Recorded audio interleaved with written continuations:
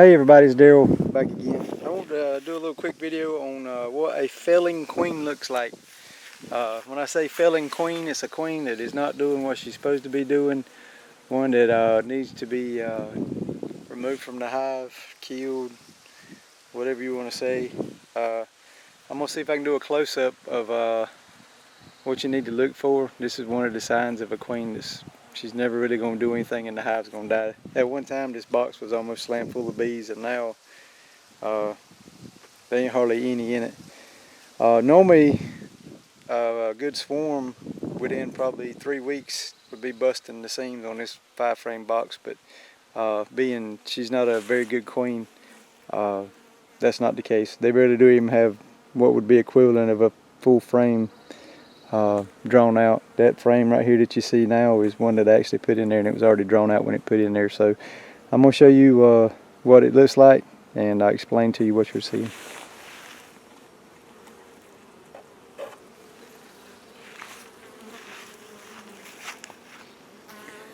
Hopefully we'll be able to get it to focus on it. The queen is in the picture. She's right there. That is your queen. The brood pattern's kind of spotty, but what you really need to look at is the eggs.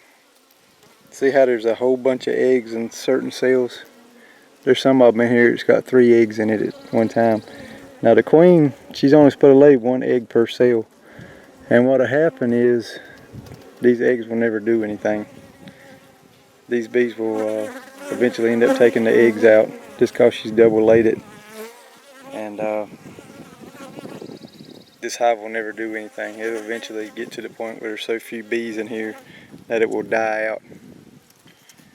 I'm trying to make sure we get some pictures of, or some video of the, there you go, that's a good one right there.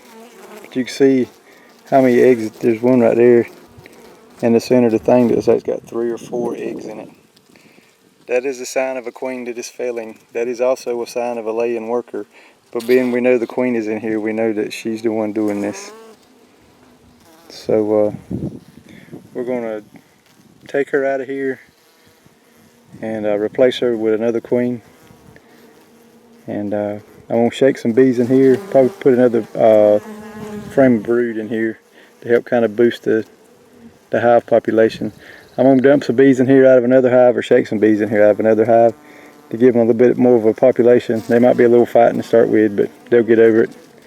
So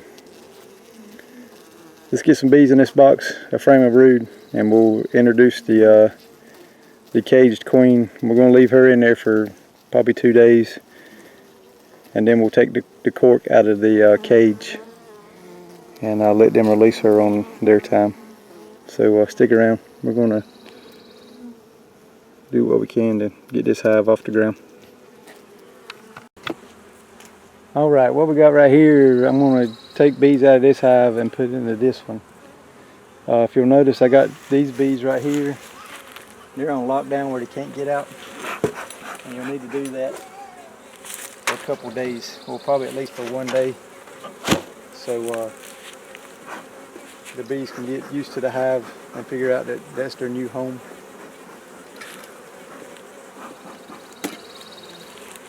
So what I'm going to look for when I open this hive up is a frame of capped brood that we're going to put in here, and then I'm going to shake some bees off. And what I'll do is I'll put this in place of where the capped brood was at.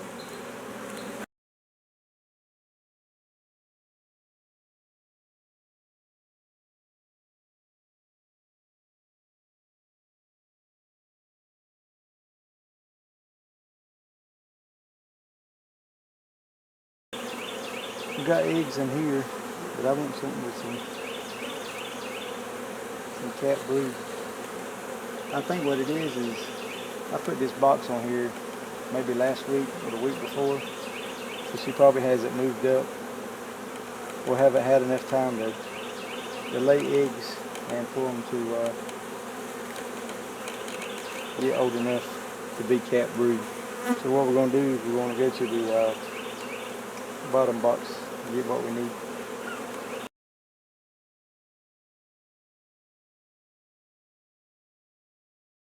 That's a good frame. It's got cat brood.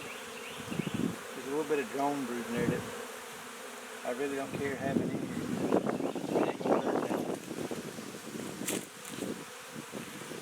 There's larvae in there of all different stages, so it'll help keep the hive going. The main thing you need to do right now is make sure your queen is not on this frame. Because what I'm going to do, I'm going to end up sticking the whole frame in here.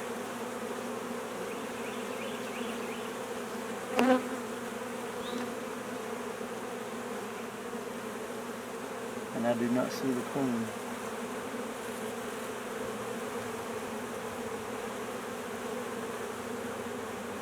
But you can see all the eggs and larvae that are on this frame, plus the cat brood. So that'll help keep this hive going good till that other queen gets out and starts laying on her own.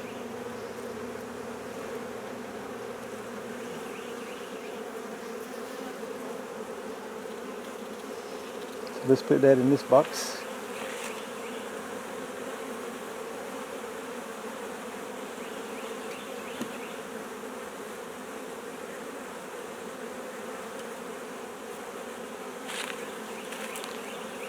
Take this frame, I'm going to slide a few over.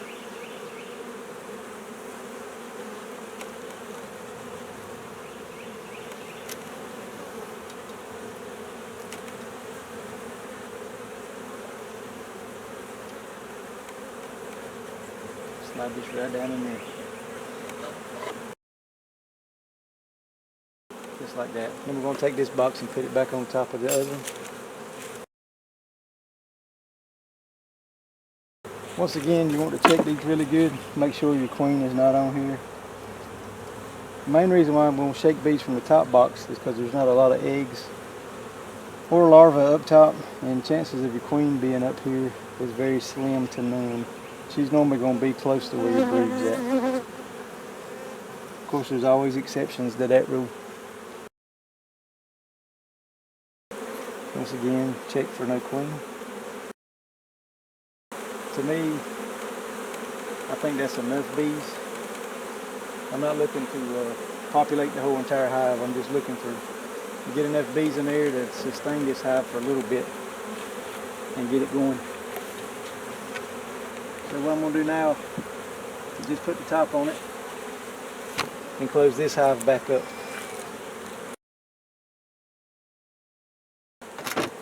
So now we're going to introduce the queen to the 5-frame nuke.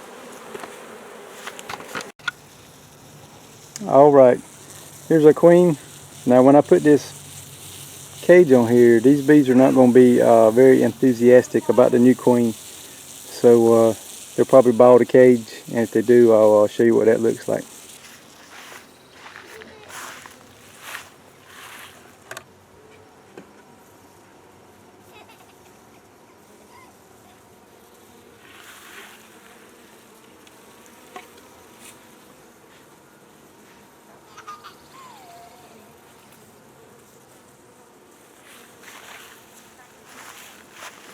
Now when they ball the cage, what it is they attack the cage. They're not used to that queen. That is a foreign bee to them. And normally they'll bite and pick at the cage, trying to sting through the cage at her.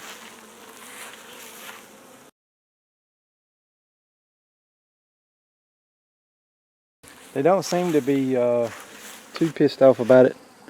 A new queen bee sitting on their hive, but we're still going to leave her for 2 days where they can't get to her at all. And then we'll take the cork out of the other end of the cage, and that'll give them another 2 or 3 days to get acquainted and let her out. And then after that, she should be a mated queen and she'll go to laying. So within probably a week and a half, we should have freshly laid eggs, and this hive should be on its way to starting all over again. So what I'm going to do to give room for the cage is I'm going to take one of these foundation one of these frames with just a piece of foundation in it out, and only leave full frames in it. That way I can put the cage down in between the frames that it's sitting on right here. I'm going to take this frame out, I'm going to take that queen cage, and I'm going to put them in between here. And the reason why I'm taking this frame out, that way it give me a little bit of extra room in between those frames.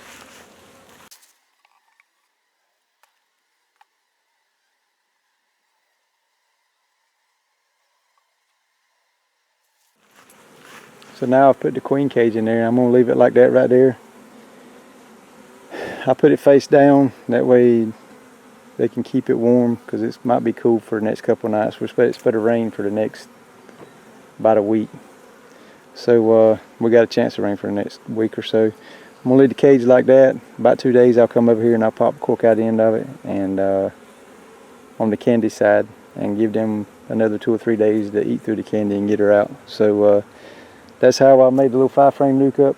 Well, now it's a 4-frame nuke up for introducing queens. I got another one I'm going to make up, but it's going to be pretty much the same thing. So hope y'all are enjoying the videos. If you will, please like and subscribe.